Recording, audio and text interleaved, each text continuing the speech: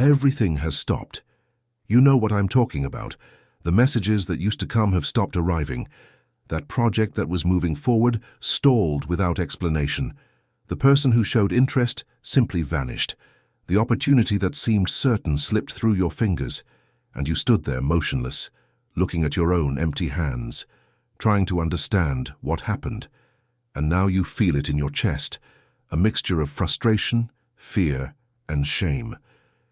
Because everyone around you seems to be advancing. And you? You feel like you've been left behind, that you've stalled, that something in you has broken. I need you to hear what I'm going to say now, because it can completely change the way you view this moment in your life. This stop is not a mistake. It is not a punishment. It is not the universe forgetting you. What you are experiencing is a spiritual lockdown, and it was activated on purpose to save your life. If you have come across this video, it was not by chance. In the next few minutes, I will show you exactly what is happening behind this stagnation, why everything around you stalled at the same time, what traps were set on the path you were about to follow, and most importantly, how to recognize the signs that this pause is about to end, and something much greater than you imagine is about to open before you. Stay with me until the end, because what I will reveal in the final part of this video is what will transform the way you navigate this period from today onward. Let's start with what you are feeling, because I know it is not simple. It is not just a bad week, it is a continuous sensation that the ground has shifted beneath your feet. You wake up in the morning and the first thing you feel is not readiness, it is weight. A pressure in your chest that has no name.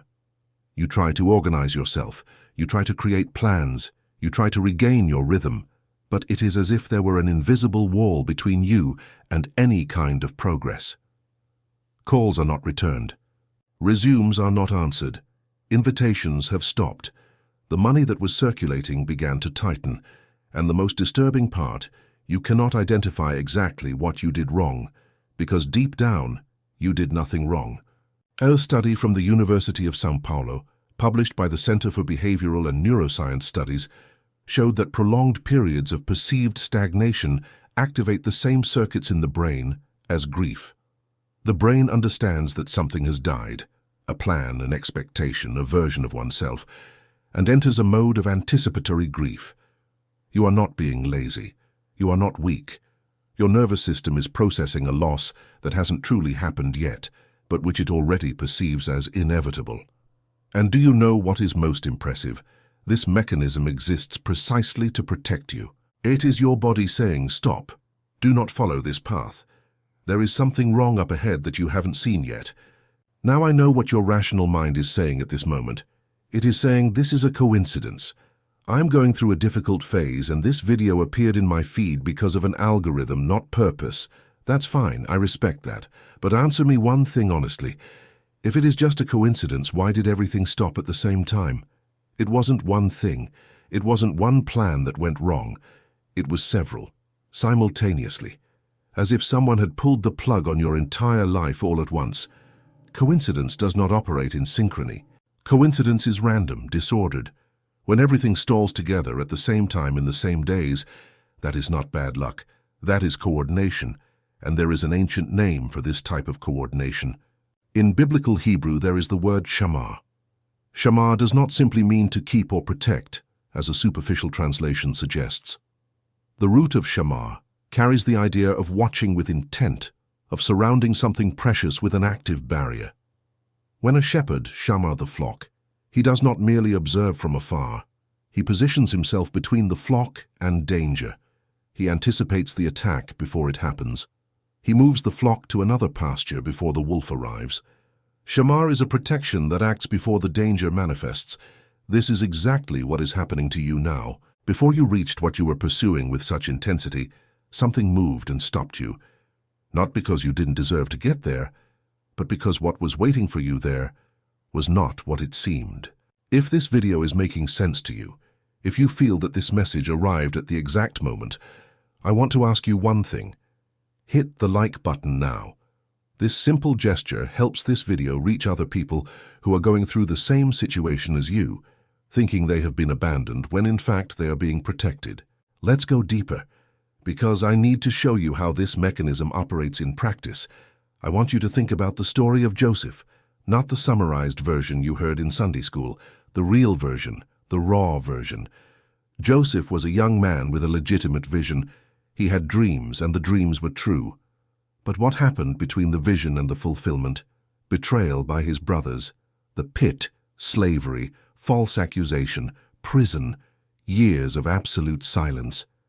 If you looked at Joseph in the middle of the Egyptian prison, you would say, "This man has been forgotten. This man failed.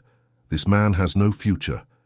But what was happening behind the scenes? Every door that closed for Joseph moved him away from a destiny that would destroy his purpose.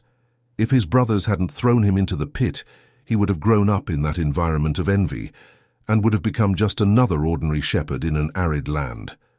If Potiphar hadn't imprisoned him, he would have become comfortable in the house of an Egyptian master and would never have reached the presence of Pharaoh. Every blockage was a redirection. Every closed door was a shield. And that is exactly what is happening to you. That job opportunity that didn't work out? You don't know what existed inside that company, that person who walked away without explanation. You didn't see what they carried behind their smile. That business that stalled. You have no idea of the financial hole that was hidden beneath that brilliant proposal. You were running toward traps disguised as blessings, and someone who loves you more than you are capable of understanding pulled the emergency brake on your life before it was too late. Now, I know there is a part of you that still resists this idea, the part that was trained to believe that stopping is failing, and I understand.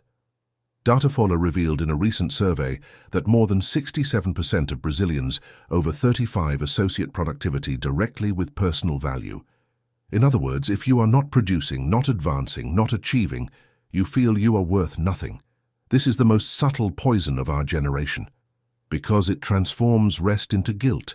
It transforms a necessary pause into evidence of failure, and it is exactly this mentality that traps exploit. It is when you are desperate to show results that you accept anything, any proposal, any partnership, any crumb of validation.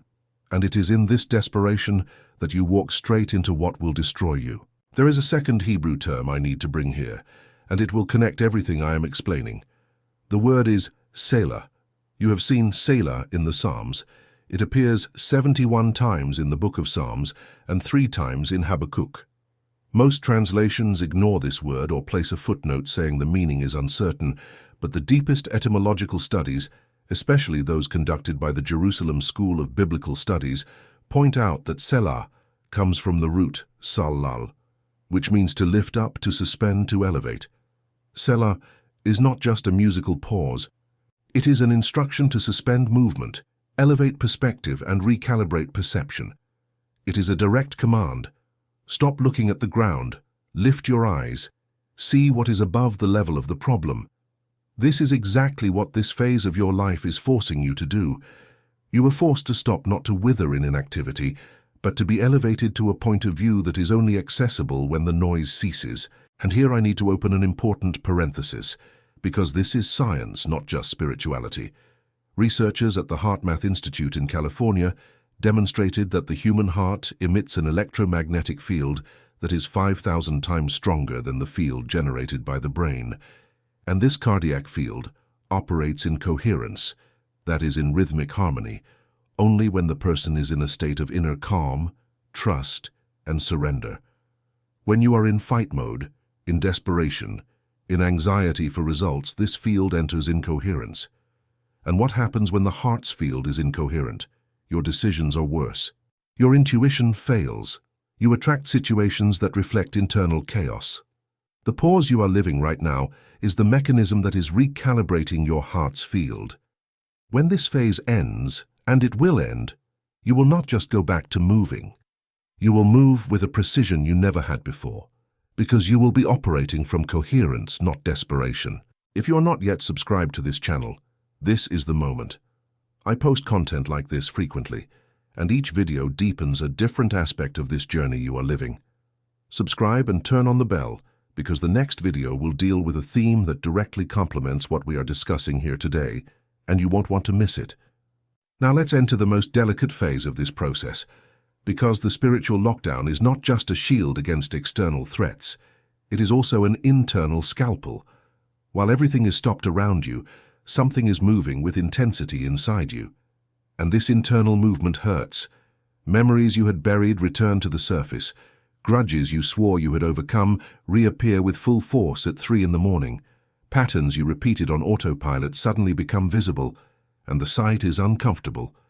You look back and realize how many times you said yes when you should have said no. How many times you accepted less than you deserved. How many times you sacrificed your peace to maintain the peace of someone who didn't even care about you. This process is not accidental.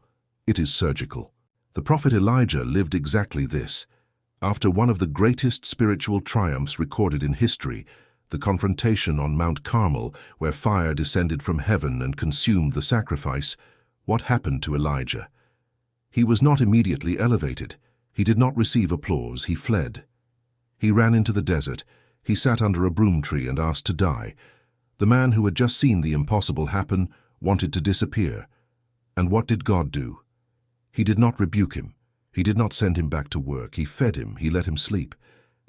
And then he took him to Horeb, the mountain of encounter, where he spoke to him not in the earthquake, not in the fire, not in the strong wind, but in the silence, in the still, small voice. God was showing Elijah that after the great battle comes the great silence.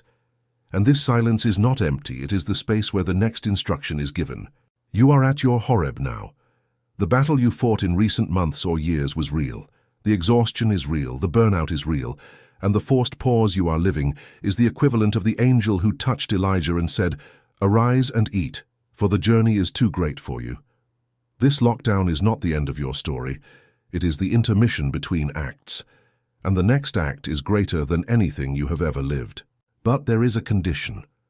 And this condition is what separates those who emerge from this period, transformed from those who emerge repeating the same cycles. The condition is, you must let die what needs to die. There is a version of you inside that was built by the need for approval, by the fear of rejection, by the urgency to prove you are enough. That version is not you. That version is armor you created to survive. And this armor, which once protected you, now suffocates you. It makes you accept crumbs thinking it is a banquet. It makes you pursue goals that are not yours. It makes you smile when you want to cry, agree when you want to scream, stay when you want to leave. The Federal Council of Psychology, in a guideline published in recent years, officially recognized that what is called an existential crisis, this period where everything loses meaning and identity seems to dissolve, is frequently the precursor to a profound psychic reorganization. It is not a collapse, it is metamorphosis, and every metamorphosis requires the destruction of the previous form. The caterpillar does not improve to become a butterfly. It undoes itself, it liquefies inside the cocoon, it loses all the structure it knew, and from this dissolution, something that flies emerges. Now I want you to do something. I want you to go down to the comments and write the word shielded. A single word, shielded. Because when you type this word, you are declaring something to yourself and to the universe. I understand that this pause is protection. I understand that I have not been abandoned. I have been shielded against what was trying to destroy me. Go there now and write it. Shielded. Let's move forward, because there is still a deeper layer I need to unveil for you. I said that the spiritual lockdown protects you from external threats and operates an internal surgery. But there is a third level that almost no one mentions. The lockdown recalibrates your field of attraction. And here I am not talking about vague mysticism. I am talking about something that neuroscience and behavioral physics are beginning to confirm with data. Researchers at UNIFESP, in the Department of Psychobiology, demonstrated that prolonged states of stress and excessive self-demand alter the way the autonomic nervous system responds to social stimuli. When you are chronically overwhelmed, your body emits subtle signals, micro-expressions, muscle tension, voice patterns, breathing rhythm, that communicate vulnerability. And certain people detect these signals, not consciously, instinctively. Manipulative, opportunistic, emotionally predatory people are attracted to individuals in a state of exhaustion, in the same way a predator in nature identifies the tiredest animal in the herd. Have you noticed that in the moments when you were most fragile, exactly the wrong people appeared? that in moments of financial desperation, miraculous proposals arose that later revealed themselves to be traps. This is not paranoia. It is biology. Your internal state defines who and what you attract. The spiritual lockdown interrupts this cycle. By forcing you to stop, it is removing you from the predator's detection field. It is making you invisible to those who are hunting you. And at the same time, it is recalibrating your nervous system so that when you return to moving, the signals your body emits will be different. Instead of signals of vulnerability and desperation, you will emit signals of authority, clarity, and peace.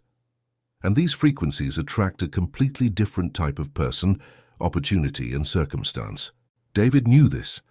Before becoming king, David spent years hidden, literally hidden, in caves, in deserts, in enemy territories. The man who had been anointed by the prophet Samuel, publicly declared as the chosen one, was living as a fugitive. And during this period, what happened? David did not remain idle, but he stopped trying to force the crown. He stopped fighting against Saul. When he had the opportunity to kill Saul in the cave of En-Gedi, he cut only the corner of his robe. He understood something that few understand. My time is not determined by my strength. It is determined by a time that does not belong to me. And when that time arrived, when Saul fell and the throne became empty, David did not need to fight. He simply walked to the place that was already his. There is a third Hebrew term that seals this revelation, and it is powerful. Machseh. Machseh appears in more than 20 passages of the Old Testament and is translated as refuge or shelter. But the root of machseh, the word chasa, means more than to shelter. It means to run into a protection, to actively hide beneath something greater than yourself. Machseh is not an empty cave where you hide from the world. Machseh is the shadow of something gigantic that covers you completely. It is the shadow of enormous wings that close around you. Psalm 91 says, "He who dwells in the Machseh of the Most High shall rest in the shadow of the Almighty." You are not hidden because you are weak. You are hidden because you are too precious to be exposed while the storm has not yet passed. And I need to talk about what comes after, because this is the part that will require courage on your part. The spiritual lockdown has an expiration date. It does not last forever, and when it begins to lift, the signs are unmistakable. The first sign is that anxiety changes texture. Instead of a desperate, formless, directionless anxiety, the kind that suffocates you, you begin to feel a clean restlessness. It is as if something inside you says, the time is coming. Not with fear, with expectation.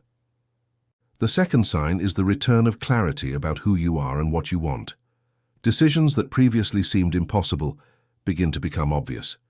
You look at situations that held you back and feel, this no longer belongs to me.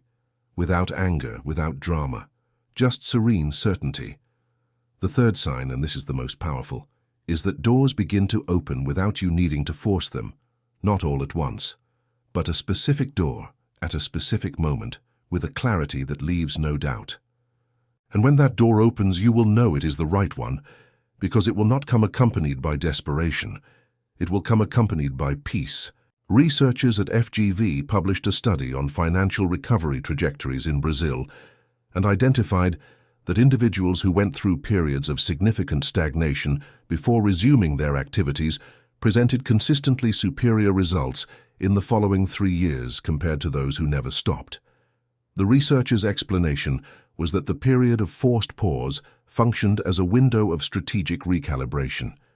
The individuals did not just resume their activities, but resumed with greater clarity about priorities, greater selectivity in partnerships, and greater emotional resilience in the face of obstacles. In other words, the pause did not delay these individuals. The pause gave them an advantage that others did not have. Now tell me, does this look like punishment or elite training? Because that is exactly what you are living. You are not being punished. You are being prepared. The difference between the two is that punishment diminishes you, training strengthens you. And if you stop to observe honestly, you will realize that, despite the pain, despite the frustration, despite the loneliness, something inside you is stronger than before. Something is clearer. Something is sharper. I want you to share this video with someone who needs to hear this now. Someone you know is going through this same period of paralysis, thinking they have been abandoned, thinking the world has forgotten them. Send this video to that person. Sometimes, a single message at the right moment changes an entire life. Let's close with something I need to imprint on your spirit, because information without application is just entertainment. And what I brought here today is not for entertainment. It is for transformation. From now on, I need you to change your posture within this pause. Stop fighting against it. Stop trying to force doors that are locked. Stop begging for crumbs of attention, validation, or results. Not because these things don't matter, but because the way they will reach you has changed. You will no longer run after them, you will be led to them. There is an abysmal difference between conquering something with desperation and receiving something with dignity. And this phase exists to teach you the second way. What you need to do now is simple, but it is not easy. First, rest without guilt. Your body, your mind, and your spirit need this time. It is not laziness, it is reconstruction. Second, pay attention to what is being revealed during the silence. Which patterns are becoming visible? Which relationships are showing themselves for what they truly are? Which desires are revealing themselves as genuinely yours and which were imposed by others' expectations? Third, trust in the time that is not yours. I know this is the hardest part, trusting when you see no evidence, believing when all circumstances say otherwise. But that is exactly what Joseph did in prison. That is what Elijah did under the broom tree. That is what David did in the caves. They trusted when it made no sense to trust, and each of them emerged from hiding straight into the greatest chapter of their lives. You are not late. You are in the most precise time there is. The fact that everything stopped is not proof that you were forgotten. It is proof that you are too important to be delivered to a mediocre destiny. The lockdown will lift, the doors will open, the right people will appear, the supply will arrive.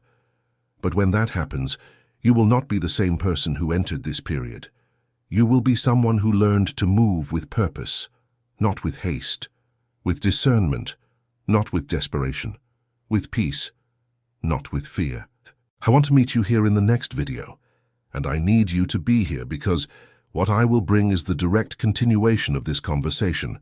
I will talk about the specific signs that the lockdown period is coming to an end, and the 3 fatal mistakes people make exactly at the moment the doors begin to reopen, destroying in days what was built in months of silence. You cannot make these mistakes, so turn on the bell, because when that video comes out, you need to be the first to watch. Before leaving, go down to the comments and write, "Shielded." When you write this word, you are not just interacting with a video, you are stamping on your own consciousness a truth that no one else can take from you. I was not abandoned, I was protected, and what comes next will prove it. I'll see you in the next video. Stay in peace. Your lockdown has an expiration date and the countdown has already begun.